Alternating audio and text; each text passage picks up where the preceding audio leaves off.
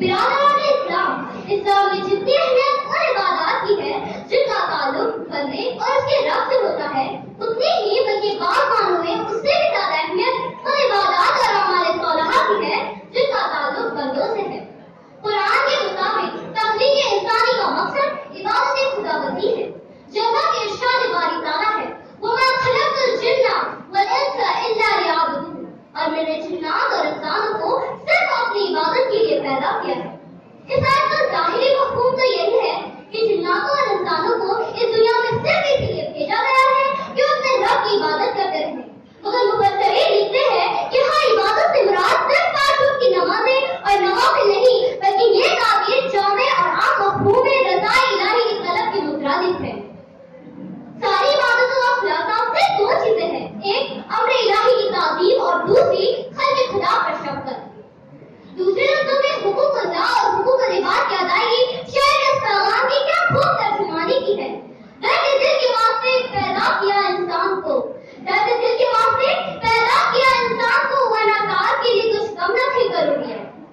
محترم سامعین، خدمت خلق انسانی ضرورت بھی ہے اور ایک اہم ترین عبادت بھی، اسلام کی روح بھی اور ایمان کا تقاضا بھی، رب الجلال کے نظام ربوبیت کا اعلان بھی اور رحمت العالمین کی ذات و رحمت کا مظہر بھی۔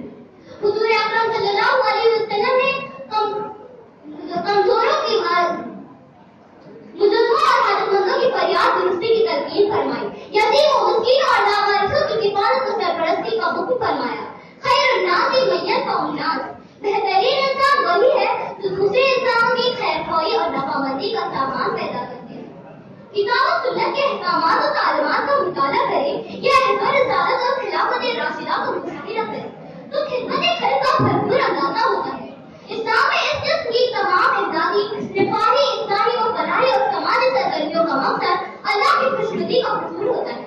محترم سامعین، خدمت خلق کے طریقے بہت ہیں۔ ضرورت کی چیز ادا کرنا، کوئی چیز عاریتاً دینا، راستے سے کوئی تقریر دار چیز کو دور کرنا، نیک مشورہ دینا وغیرہ، تمام اعمال خیر خدمت خلق میں شامل ہوتے ہیں۔ ہجرت کے بعد کا واقعہ ہے، مدینے میں میٹھے پانی کا صرف ایک ہی کنواں تھا جسے حضرت عثمان رضی اللہ تعالیٰ عنہ نے خرید کر مسلمانوں کے لیے وقف کر دیا۔ یہی ہے عبادت، یہی دین و ایمان، یہی ہے